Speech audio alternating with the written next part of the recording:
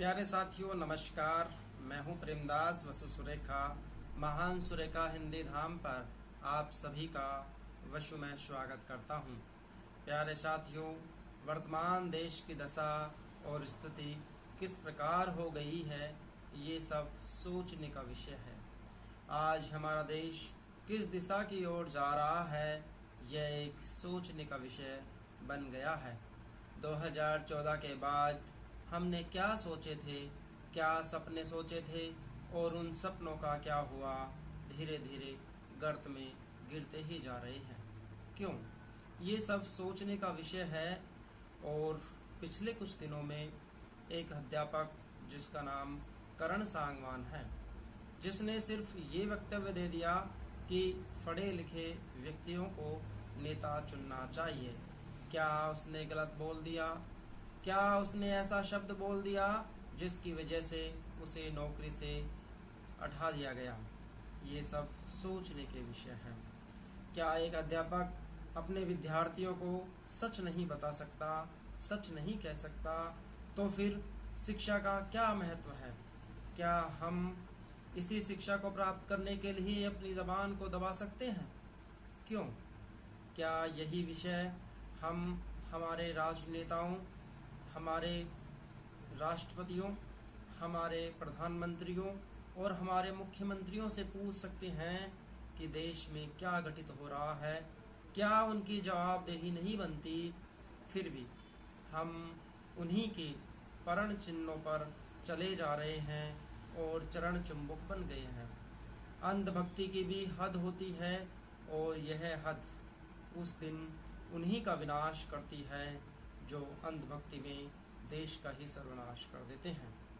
प्यारे साथियों, करण सांगवान जी ने सिर्फ यही कहा था कि पढ़े लिखे व्यक्तियों को नेता चुनना चाहिए और उसे नौकरी से हटा देना यह किस प्रकार का न्याय है?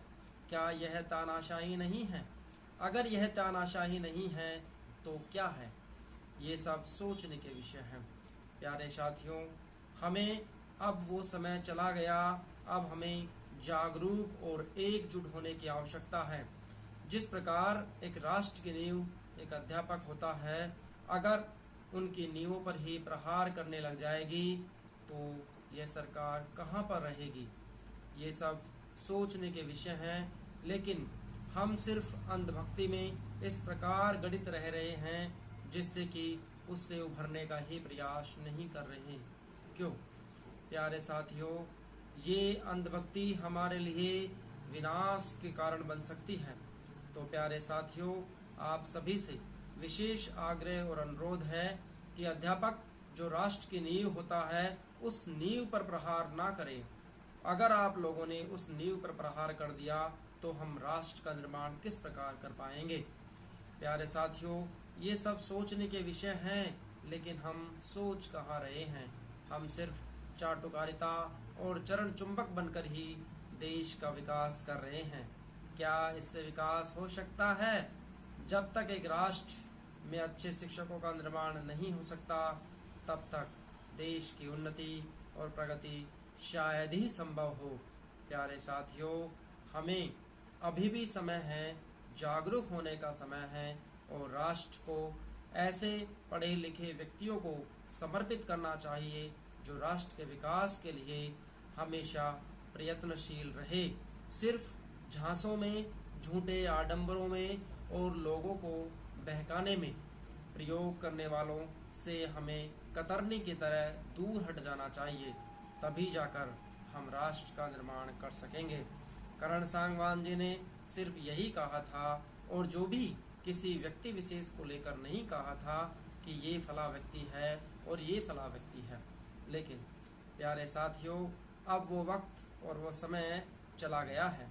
हमें जागरूक और एकजुट होकर अध्यापक के समर्थन में खड़ा होने की आवश्यकता है।